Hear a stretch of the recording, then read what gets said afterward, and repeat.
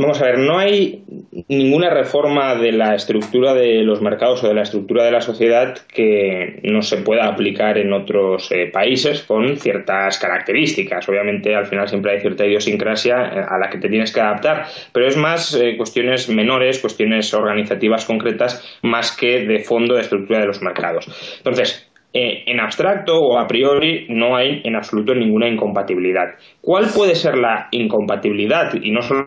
con los países latinoamericanos, también con España. Para que todas estas reformas salgan adelante hace falta un sustrato de sociedad civil que abrace, que esté dispuesta a aceptar y a reclamar y a defender frente a los que quieren cargárselas este tipo de reformas y este tipo de instituciones libres. Entonces, esa masa crítica social que es al final la que sustenta cualquier sistema político, también por desgracia el sistema político que tenemos hoy, esta especie de socialdemocracia, en algunos países algo más seria, por ejemplo en los países nórdicos, en otros países algo más populista, como podría ser España o también Latinoamérica, pues claro, ese sustrato social que sí sustenta ese régimen que tenemos hoy, obviamente hoy no existe para sustentar un cambio de sistema político mucho más abierto a la sociedad civil, al mercado, a las comunidades privadas, etcétera. Y eso es lo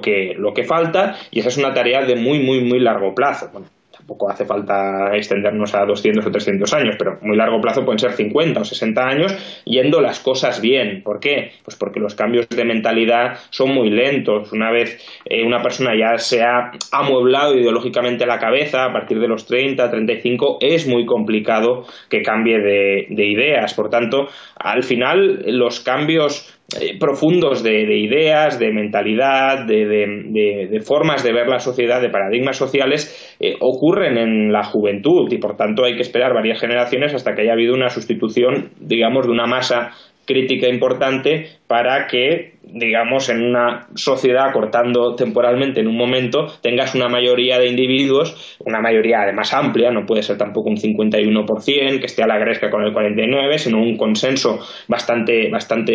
extendido, que abrace estas ideas liberales, libertarias o incluso anarquistas. Pero claro, para eso, insisto, no solo has de ir persuadiendo a las generaciones que vayan llegando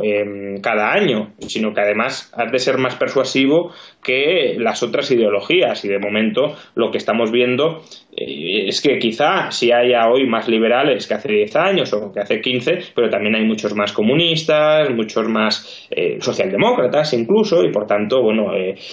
no está tan claro que, por desgracia, a 50 años, ni siquiera a 50 años o 60 podamos llegar a estas reformas, que son reformas orientadas al Estado mínimo, ni siquiera a la anarquía, que tan beneficiosas serían para la sociedad. Pero al menos hemos de conocer y no hemos de equivocarnos ni engañarnos en cuál es el camino a seguir, y el camino a seguir es bottom-up, de abajo arriba, es decir, persuadir al conjunto de la sociedad, a mayorías silenciosas amplias, de que ciertas decisiones y ciertas